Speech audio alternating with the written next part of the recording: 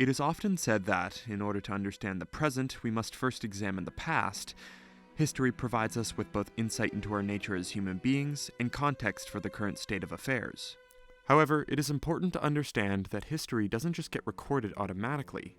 Rather, it is the task of historians, who are subject to all the fallibilities and biases of humanity, to translate the events of the past into one coherent narrative. It is therefore important to study not just the events themselves, but the individuals and schools of thought which recorded these events. In this video, we will be discussing the major schools of military history in the, quote, interwar period from 1919 to 1939.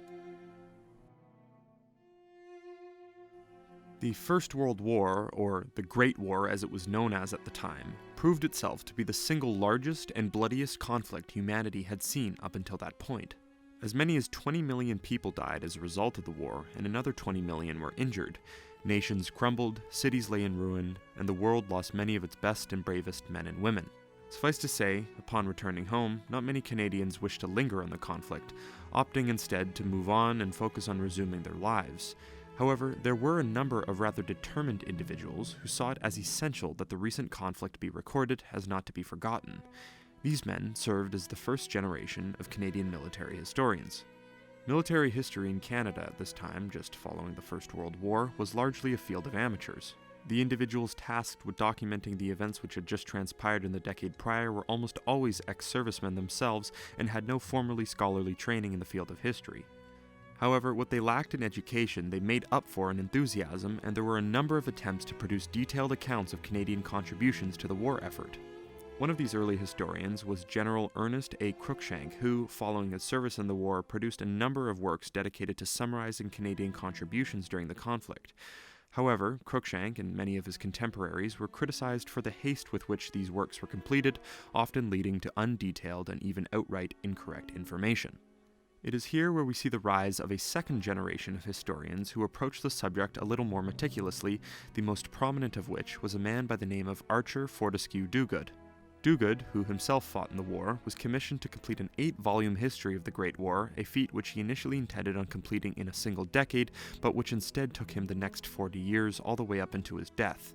In fact, he never actually finished all 8 volumes. One of the reasons for this painfully sluggish pace was the scrupulousness with which he approached the subject matter. Dogood wanted to correct the wrongs of the earlier historians and spent a great deal of his time researching and verifying the various primary documents at his disposal, a painstaking undertaking which greatly extended the writing process. Even though he wasn't able to finish the intended 8 volumes in his lifetime, Dogood was able to successfully document the many battles of the Canadian Corps and relevant Canadian fighting units. However, he didn't go without his critics. Some were unhappy that he never attempted to document the impact of the war on Canadian society, but instead focused on the war itself. Many also criticized Dogood of being too charitable to Canadian troops and trying to cover up controversies in an attempt to preserve the armed forces' reputation. But these claims are widely disputed, and Dogood is generally viewed to have done a satisfactory job considering the resources he had at his disposal.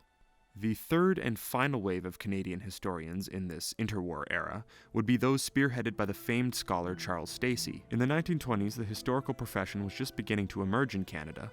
While men of earlier eras were largely over-enthusiastic amateur scholars, we now see the rise of a number of individuals who had been formally trained in the field at elite academic institutions. Charles Stacey, who had secured a professorship at Princeton University, rose to prominence with a work he published in 1936 under the title Canada in the British Army, which examined the impact of the British Army on Canada and the country's development from colony to confederation. This served as Canada's first published work on military history. Simultaneously, other scholars such as George Stanley began to publish similar works which established Canadian military history as a legitimate scholarly field. However, at this time, historians were unenthused by the prospect of documenting the Great War, as the trauma was still fresh in the Canadian public consciousness. As such, many scholars like Stacey and Stanley stuck to covering 18th and 19th century military history during the earlier parts of their careers. It wouldn't be until the beginning of the Second World War that we see Stacey and a number of other historians branch out and become some of the most prominent scholars of their generation.